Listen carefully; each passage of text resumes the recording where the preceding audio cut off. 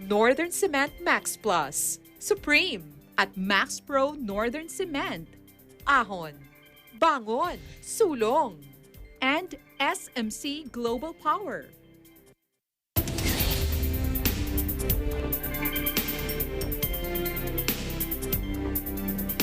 Hello, I'm Alma Angeles, and you're watching Eagle News International. On tonight's headlines. The World Health Organization warns Omicron is spreading at an unprecedented rate and urges countries to act. The Department of Health today reported 2 imported cases of the Omicron variant detected from the 48 samples sequenced on Tuesday. More than 1,200 people have been rescued from Hong Kong's World Trade Center as dozens of firefighters managed to extinguish a fire that ripped through one of the city's busiest buildings and left more than a dozen injured. And weather disturbance Odette with international name Rai has intensified into a typhoon as tropical cyclone wind signal number 2 is hoisted over Surigao provinces.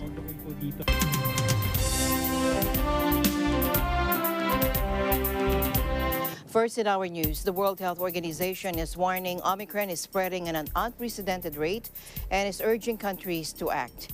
WHO Director General Dr. Tedros Ghebreyesus said Omicron is spreading at a rate we have not seen with any previous variant. He added that the variant is probably in most countries now, even if it hasn't been detected yet. Take a look. 77 countries have now reported cases of Omicron, and the reality is that Omicron is probably in most countries, even if it hasn't been detected yet. Omicron is spreading at a rate we have not seen with any previous variant.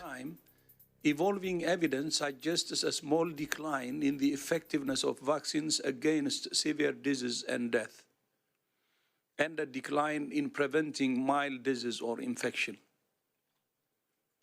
The emergence of Omicron has prompted some countries to roll out booster programs for their entire adult populations, even while we lack evidence for the effectiveness of boosters against this variant. WHO is concerned that such programs will repeat the vaccine hoarding we saw this year and exacerbate inequity. It's clear that as we move forward, boosters could play an important role, especially for those at highest risk of severe disease and death. Let me be very clear. WHO is not against boosters. We are against inequity. Bit like with the Delta wave, when you have a large number of cases, even if that disease, as Dr. Tedros said, is slightly milder in each individual, if you have a huge wave of cases, you will see a lot of severity and you will see hospital systems coming under pressure. And Dr. Tedros' message today is to act now. His message today is to look at your health systems in the coming weeks. Make sure you have the health workers in place. Make sure you have the clinical triage in place. Make sure you've got oxygen supplies in place. Make sure that you're vaccinating the unvaccinated. Make sure you're taking every opportunity individually and at community level to stop transmission where you can. It is very difficult. This is a highly transmissible variant. It's hard to stop it. But you can take the heat out of the transmission by doing the simple things: protecting yourself, protecting your family, protecting your community, avoiding crowded spaces, wearing a mask, ensuring good ventilation, washing your hands. And the governments need to support communities in doing that by putting in place layered measures that support communities in doing that and getting the health system ready. Health workers are exhausted. Many countries have lost up to 20% of their health workers. Health systems are weaker now than they were a year ago, in reality. So, unfortunately, sometimes you can get up after the first punch, but it's very hard to get up after the second and third, and that's the difficulty. We're relying on health workers and a health system that have been weakened by this response, and Dr. Tedros' concern is that we don't be complacent. We don't wait for it to be overwhelmed by a wave of cases. We have some time to get better prepared. and to make sure our systems are able to cope. Some of the early data and the outbreak has occurred in very young age population, where they look at the data from the UK is between 2029. An early outbreak in South Africa was in university cluster. So the concentration of the age group may give some people false reassurance that's a milder. We don't know. The greatest risk for SARS-CoV, for COVID, has been age. So how do we protect our elderly population? At high-risk population would be very critical, as Mike said. We really, really need to prepare.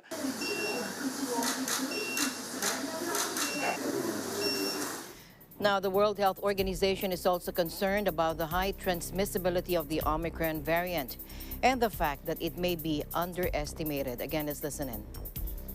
We've seen so the big concern, as the Director General emphasized in his opening comments, is we are concerned that people are jumping to a conclusion that this is a mild disease. Now, if we go into a season like we're going into now, when a lot of people want to get together, holiday season, and we have a more transmissible virus that we don't actually know its clinical course very clearly, we could be setting ourselves up for a very dangerous situation. So a highly transmissible virus, we know that already, more transmissible, as Mike said, and Abdi reaffirmed, but then we've got these other still unknowns, and the concern we have is that we're a little bit too quick with incomplete data to say we understand the course of this variant. So we need a lot of additional information, as we just laid out and Abdi alluded to, across a range of age groups and conditions to be able to understand truly how severe this disease may be. Now, the warning came as Pfizer on Tuesday said clinical trials of its COVID pill reduced hospital admissions and deaths among at-risk people by almost 90%. The American drug maker said its new treatment, Paxlovid, held up against Omicron in lab testing. Chief Executive Albert Bourla called the news a game changer and said he expected approval from the U.S. medicines regulator as early as this month. A real-world study from South Africa has showed 2 doses of the Pfizer-BioNTech vaccine was also 70% effective in stopping severe illness from Omicron. Researchers called the results encouraging, though it represented a drop compared with earlier strains, underlining the threat of the coronavirus. And the WHO added that low vaccination rates in regions, including Africa, where Omicron was first detected, would provide breeding grounds for new variants of the virus, which has known to have claimed more than 5.3 million lives around the world. Here in the country, the Department of Health today reported 2 imported cases of the Omicron variant detected from 48 samples sequenced on Tuesday.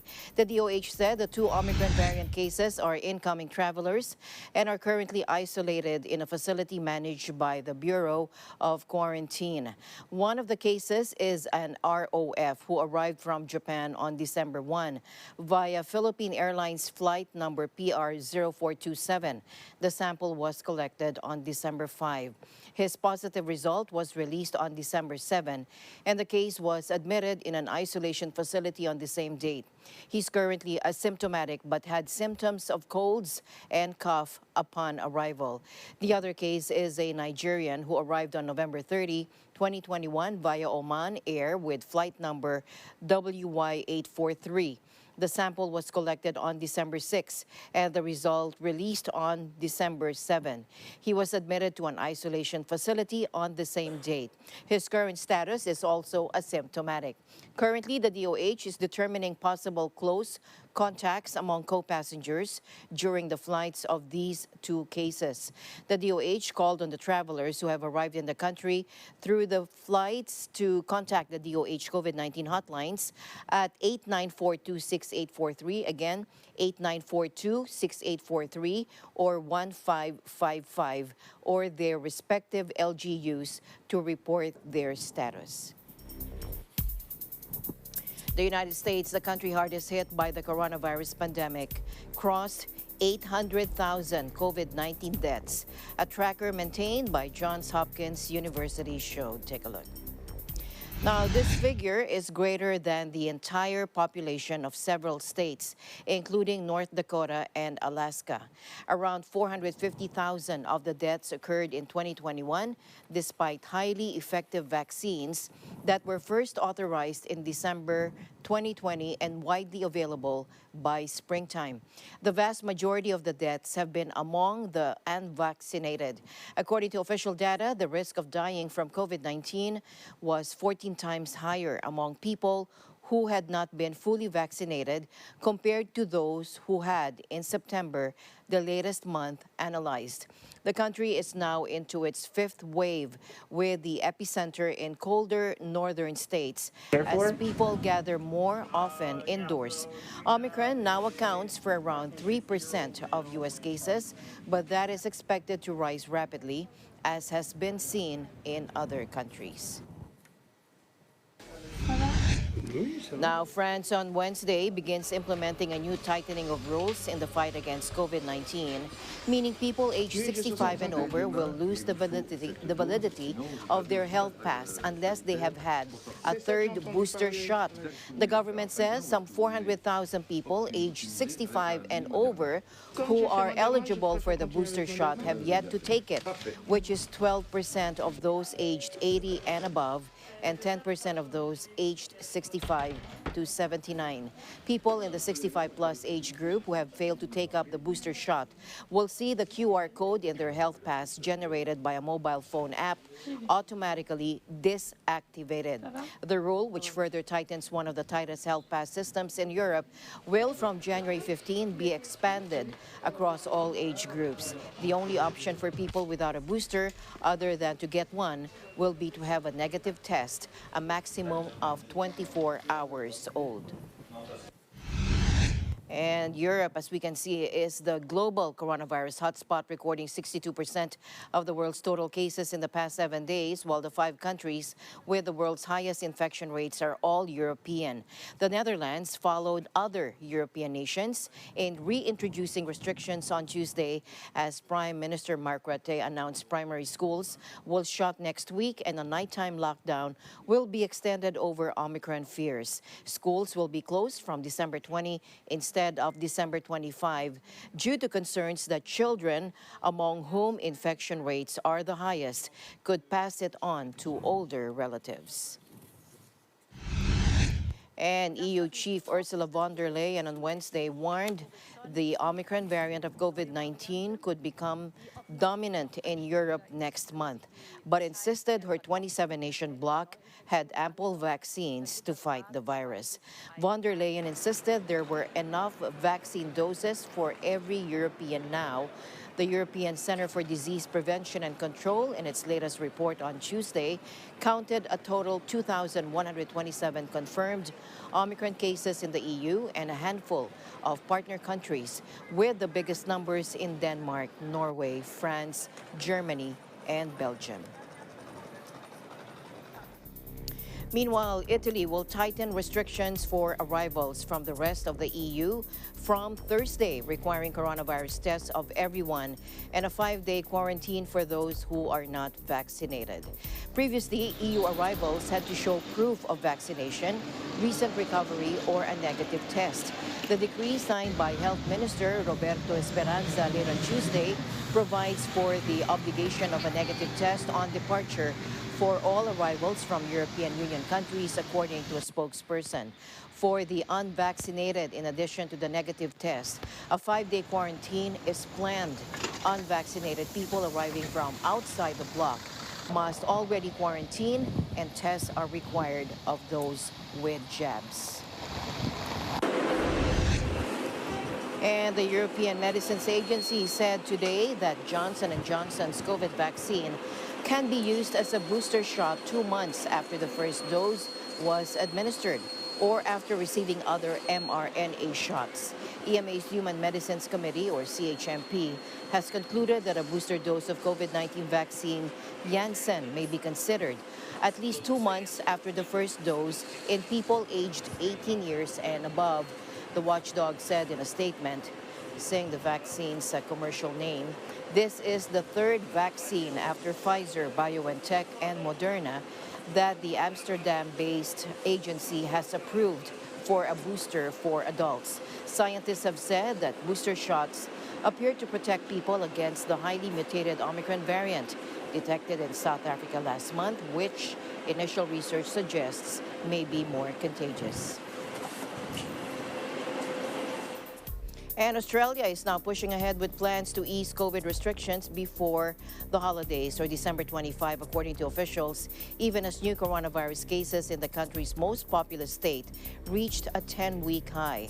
After a string of infections linked to festive season parties in and around Sydney, New South Wales state recorded more than 800 new cases on Tuesday, its highest total since October 2. There were 7 related deaths reported nationwide. Authorities said the new cases would not deter them from dropping most public mask wearing requirements from Wednesday or lifting a ban on unvaccinated citizens entering restaurants, bars, and major events. Australia has also detected more than 85 cases of the Omicron variant, which is feared to be highly transmissible and more vaccine resistant.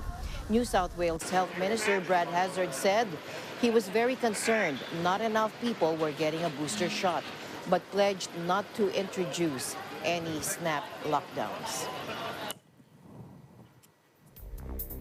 In neighboring Britain, the ruling Conservative government suffered a major parliamentary rebellion as almost 100 of its MPs rejected new restrictions as the country responds to Omicron. Prime Minister Boris Johnson's administration will introduce new rules on mask wearing, daily testing to avoid isolation, and vaccine passes for certain settings in England. But many MPs from his own party believe the measures, which only passed with opposition support, are excessive and undermine basic freedoms. Take a look. The COVID-19 pandemic across the world, forcing governments everywhere. Madam Deputy Speaker, I of course understand the importance of the question from my right honourable friend, and as he said himself, he asked it yesterday, and he understandably asked it again today. The Secretary of State for giving way. I wonder whether he might consider going a little bit further, because since the data is changing all the time, almost by the minute, it's inconceivable that in a week's time and a week after that we'll be in the same place that we are today.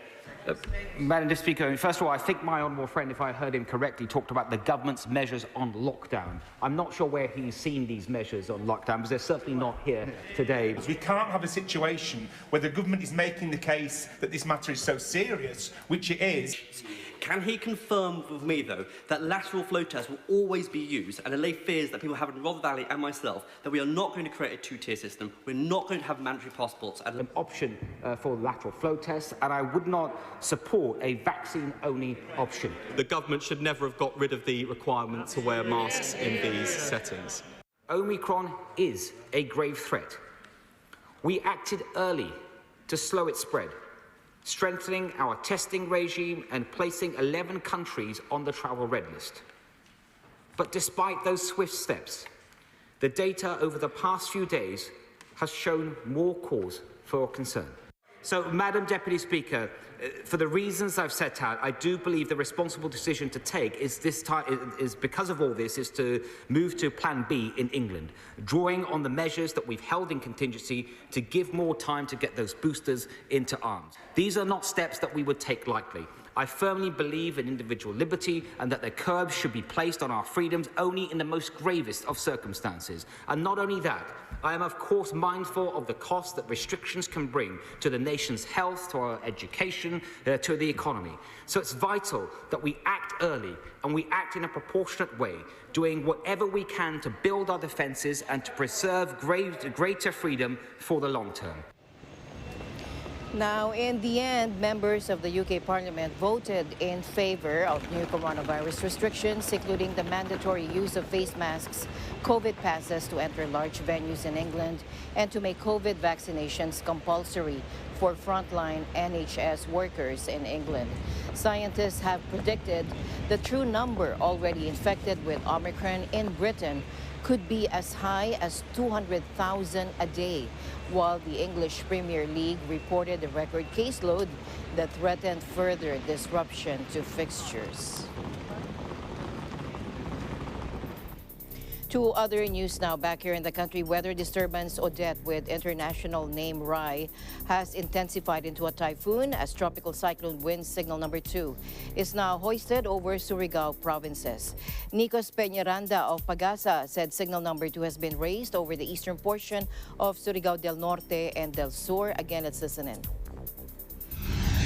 So dahil po dyan nakataas po ang tropical cyclone wind signal number 2 dito po sa southern portion ng Eastern Samar. So, sa kabilang po dyan ng Borongan, all the way po dito sa Giwan, bayan ng Giwan. Ang southern portion ng Samar, so yan po ang Marabot, Santa Risa, Basay, at itong, At dito din po sa southern portion ng Leyte, Camotes Islands, ang silangang bahagi po ng Bohol, kasama na po ang Talibon, Trinidad, San Miguel, Pilar, Duero, at ito pong Anda, all the way po dito sa Carlos P. Garcia. Nakataas din po ang signal number 2 dito sa Surigao del Norte, Surigao del Sur, Dinagat Islands, Agusan del Sur, Agusan del Norte, ang northeastern portion po ng Bukidnon. So yan po ang Ipasugong at Malitbog.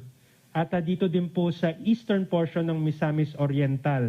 So kabilang po dyan ang Villanueva, all the way to Hingoog City, at dito po sa Kinogitan at Binwagan. Okay. At kabilang din po itong buong isla po ng Camiguin. So signal number 2 po ang nakataas ngayon, kung saan asahan po bukas po, simula bukas ng umaga ay maaring maramdaman po ang malakas na hangin at gupit pitong bagyong si Odette.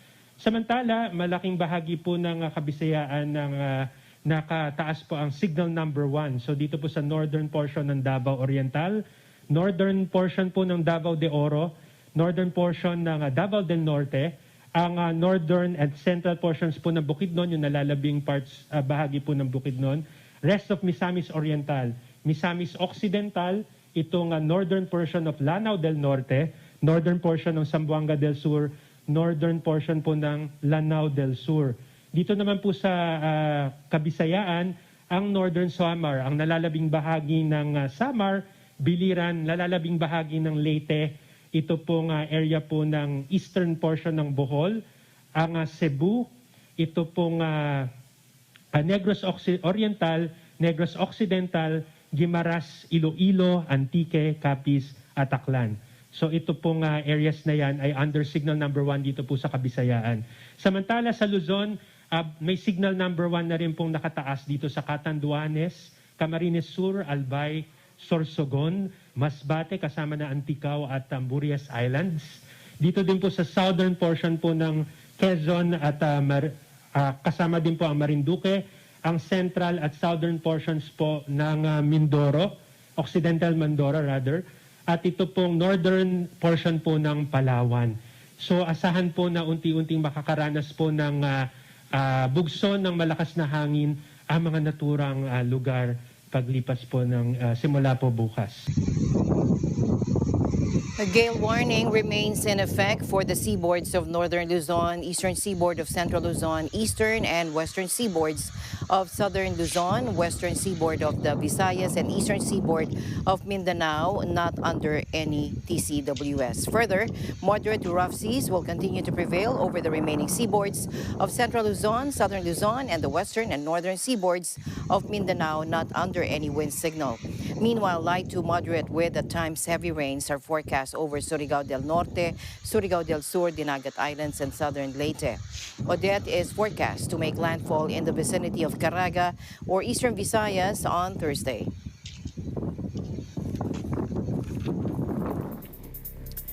To the U.S. now, where work crews are hauling away tons of debris in western Kentucky towns pulverized by the deadly tornadoes. Traumatized residents turn to rebuilding their shattered lives. Let's listen in. I'm just numb.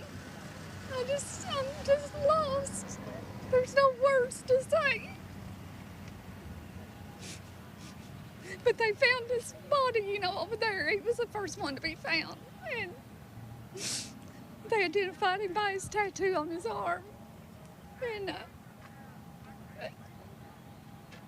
I called him, and And I talked to him and I told him, I said, I just wanted to check on you. And he said, well, if I'm here, I'll talk to you tomorrow. And that was his last words. It's still on my phone.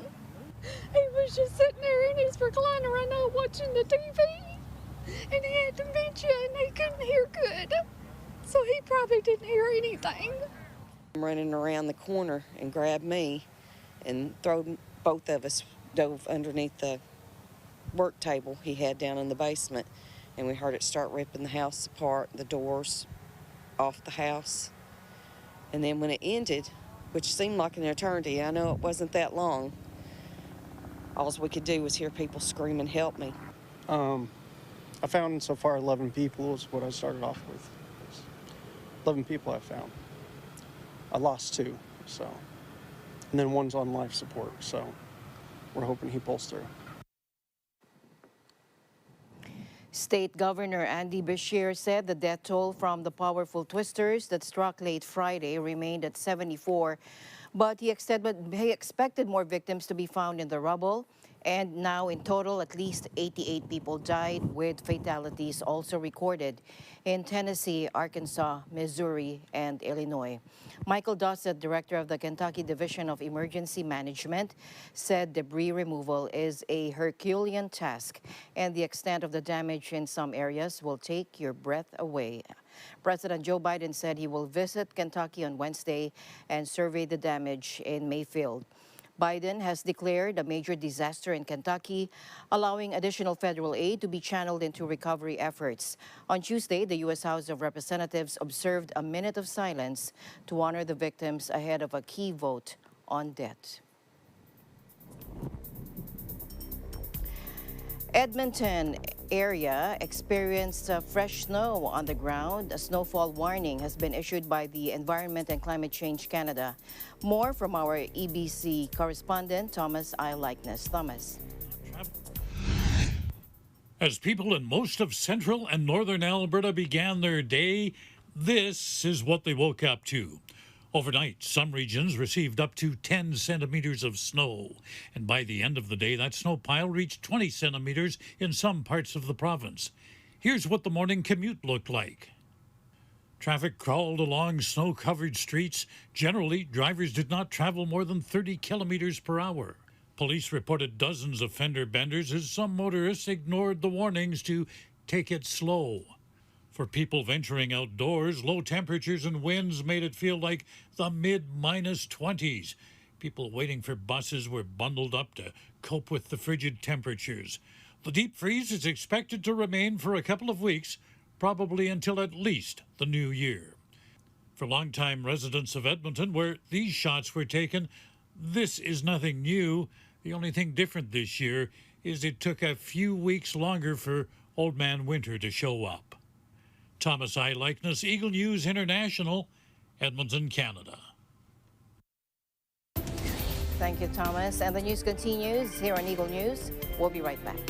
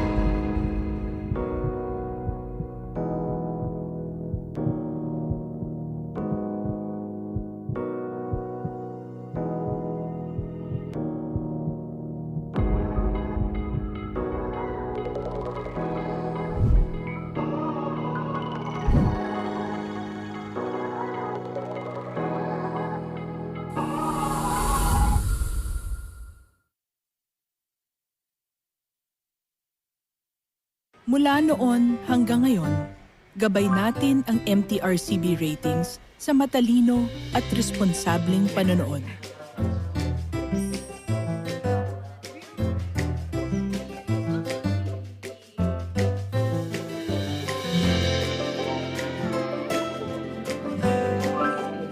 Sa tamang pagsunod sa MTRCB ratings, ginagawa nating ligtas at makabuluhan ang panonood ng bawat miyembro ng pamilyang Pilipino.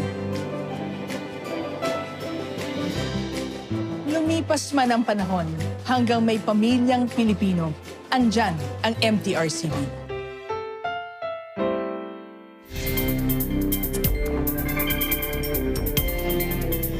Welcome back. A Hong Kong court today ordered the liquidation of the parent company of Apple Daily, delivering another blow to the pro-democracy newspaper after the local edition was shuttered in a crackdown on dissent. Apple Daily closed down in Hong Kong earlier this year after its assets were frozen using a national security law that China imposed on the city, but it continues to publish in Taiwan. Its owner, media tycoon Jimmy Lai, and multiple executives have been detained and charged with collusion for outspoken articles and columns the paper published. In September, the Hong Kong government made the rare move of applying to dissolve the paper's parent company, Next Digital Limited, saying it would be expedient in the public interest. High Court Judge Jack Wong on Wednesday granted the government's request after a brief hearing that was not contested by Next Digital. It's unclear how the court order will affect Apple Daily's edition in Taiwan, which continues to operate as a financially independent subsidiary. Next Digital's Taiwan offices didn't respond to requests for comment. More than 1,200 people have been rescued from Hong Kong's World Trade Center as dozens of firefighters managed to extinguish a fire that ripped through one of the city's busiest buildings and left more than a dozen injured. Police at the scene told reporters that everyone at the 39-story structure in Causeway Bay has been brought to safety by 5 p.m. or 9 p.m. GMT after more than 300 were trapped earlier on the rooftop of the building, which houses both offices and a shopping center. According to an Al Jazeera report, at least 13 people were taken to hospital, with some suffering from smoke inhalation. The cause of the fire is not yet known, but the South China Morning Post said the fire broke out at 12:37 p.m. local time in an electrical switch room before ripping through the scaffolding of the building where renovation work is underway. Police said they had opened an investigation into the cause of the fire. To Haiti now, where a massive gas truck explosion killed at least 62 people after bystanders swarmed the vehicle to collect spilled fuel, a precious commodity in a nation plagued by acute shortages. Take a look. Il y a un demoiselle de 20 ans qui mourrait. Moi, j'ai perdu un petit monde de 11 mois dans du fer. Nous pas jouer même cacasse la même. The blast in Haiti's second city of Cap Haitien. The blast in Haiti's second city of Cap Haitien is the latest disaster to hit the poverty-racked Caribbean nation, driven by gang violence and political paralysis. Prime Minister Ariel Henry visited the scene of the tragedy, saying his heart was broken after meeting some of the dozens of injured in a local hospital. He later tweeted that emergency funds had been released to help deal with the tragedy. The truck is believed to have flipped over after the driver lost control while swerving to avoid a motorcycle taxi. At least 11 Indonesian migrants died and 25 are believed to be missing after a boat sank Wednesday in a stormy weather off southern Malaysia, according to authorities. The vessel, believed to be carrying 50 migrants, went down in the morning off Malaysia's southern state of Johor, according to the Coast Guard, correcting an earlier figure of 60 it released. Soldiers on patrol discovered the bodies of 7 men and 4 women on the shore. Another 14 people were found alive following the voyage from a nearby Indonesian island and have been taken into custody according to the Coast Guard. Those missing are believed to have fled into hiding or drowned, and authorities have deployed boats and an aircraft to hunt for them. Indonesians looking for work sometimes try to enter neighboring Malaysia illegally by making sea crossings in rickety boats, and accidents happen regularly. After several days of low-level activity, the Cumbre Viejo suddenly sprang to life on Sunday, with several explosions sending a vast cloud of ash and smoke into the sky. The regional government of the Canary Islands, which lie off Africa's northwest coast, on Monday morning, ordered residents of 3 municipalities to lock down owing to high levels of sulfur dioxide in the air. But shortly after 2 p.m. or 1400 GMT, it lifted the order due to the improvement in air quality. The 3 municipalities are home to roughly 33,000 people, or 38% of the population of the island, according to National Statistics Institute, INE. The regional government told residents to close windows and doors and seal them with tape to prevent air from coming in from the outside. More than 7,000 people have been evacuated from their homes since the volcano erupted on September 19, spewing out rivers of red-hot lava that have slowly crept towards the sea. This is La Palma's longest eruption and the third in a century, with previous ones in 1949 and 1971. And here are aerial images of the Cumbre Vieja volcano on the Spanish island of La Palma and the surrounding areas where houses are covered with ash. Take a look.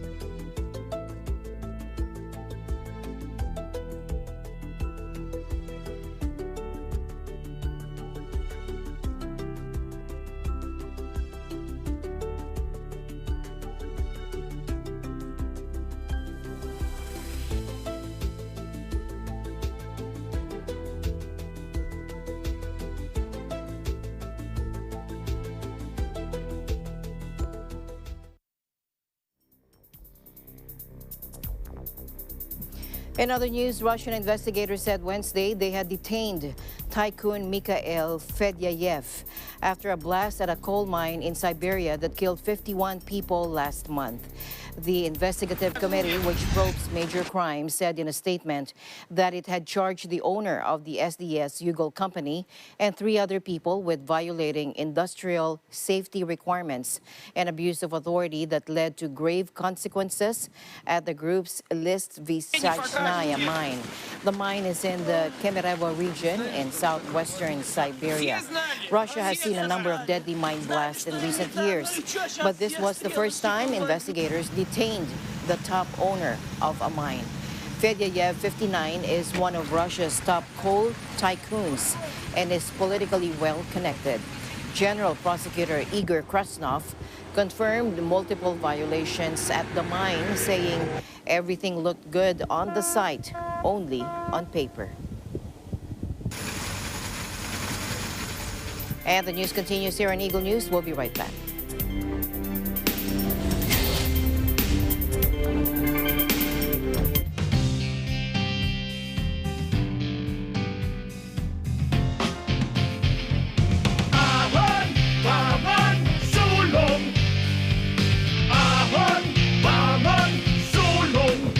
Pangarap ng bawat Pilipino, hangarin ng Northern Cement.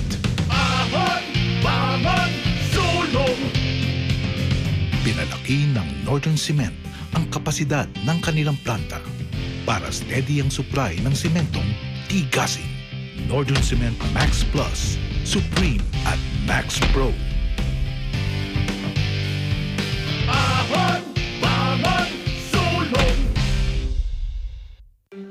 Alam namin ang iyong pagsisikap. Dama namin ang iyong mga sakripisyo. Kita namin ang pagharap mo sa bawat pagsubok. Kaya sa kabila ng mga hamon ng buhay, nandito kami para umalalay. Kasi katulad mo, gusto rin namin ang magandang bukas para sa kanya. Hatid namin ang dekalidad na edukasyon at makabagong pasilidad sa abot kayang halaga. Kaya huwag ka na mangamba. Sasamahan ka namin tuparin ang mga pangarap niya.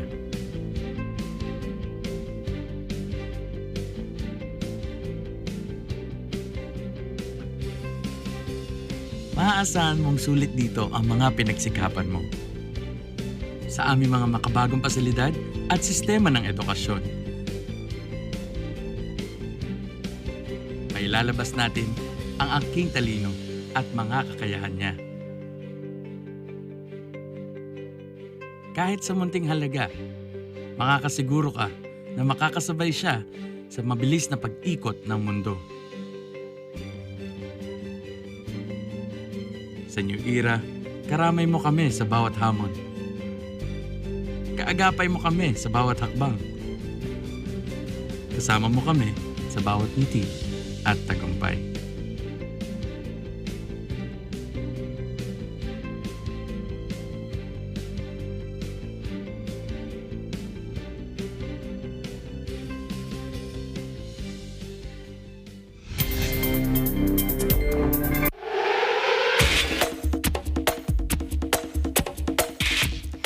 Golden State Warriors star Stephen Curry eclipsed Ray Allen's all-time record for NBA three-pointers on Tuesday, savoring a beautiful moment at storied Madison Square Garden. Take a look.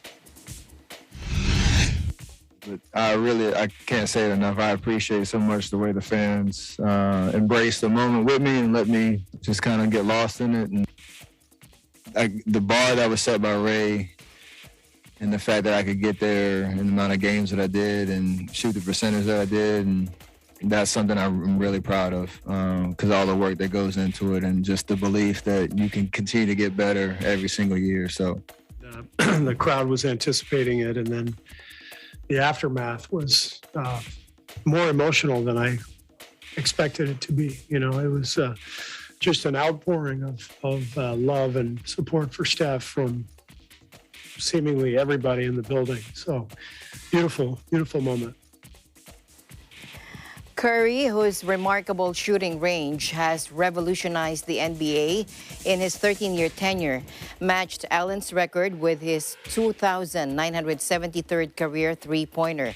It came on his first shot of the clash with the New York Knicks less than 2 minutes into the contest and had the crowd on its feet. He then missed a chance at breaking the record, but with 7 minutes and 33 seconds remaining in the opening period, Anthony Wiggins kicked the ball to him from the paint, and he swished in number 2,974, letting out a yell as teammates celebrated with him and the New York crowd cheered. Curry has been scorching towards overtaking Allen's record for years. He finally surpassed the milestone in his 789th career game. Allen achieved his old benchmark in 1,300 appearances. Curry is on pace to make well over 400 three-pointers this season, which would put him at more than 3,200 for his career. He finished the night with 5 three-pointers as the Warriors pulled away late to beat the Knicks 105-96 and improve their league-leading record 23-5.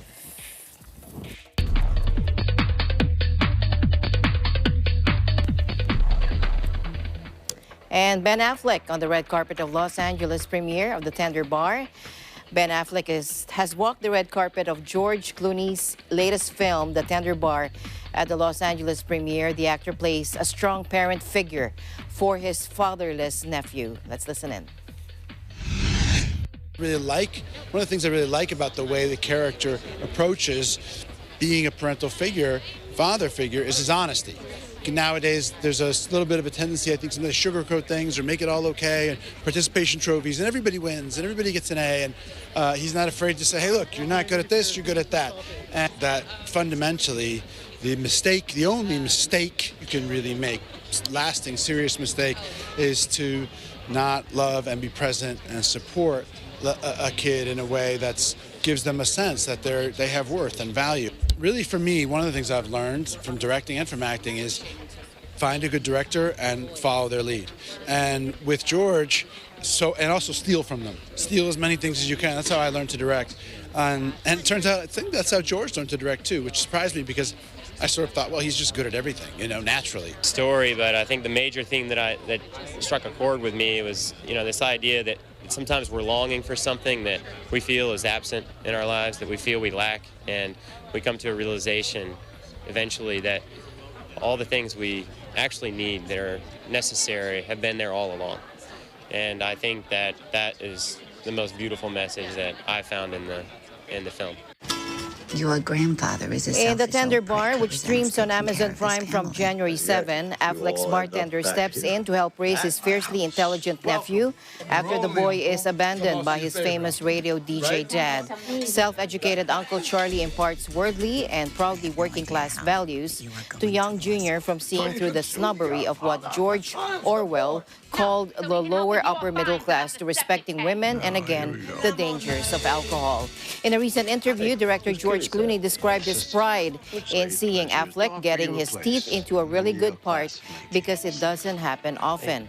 While the film itself has had mixed reviews, Affleck's performance has been widely praised, earning a Golden Globe nomination this week. So what do you want to be, JR? I'm going to be a writer. Well, what's your main theme?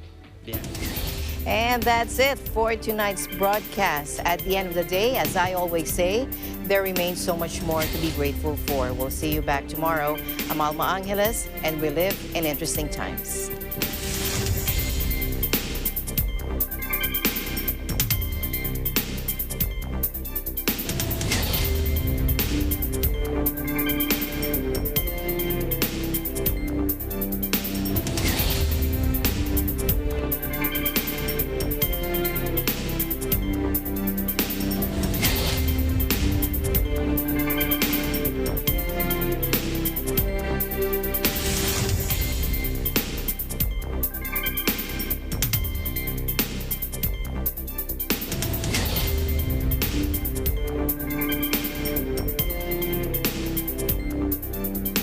This program is supported by Northern Cement Max Plus, Supreme at Max Pro Northern Cement, Ahon, Bangon, Sulong, and SMC Global Power.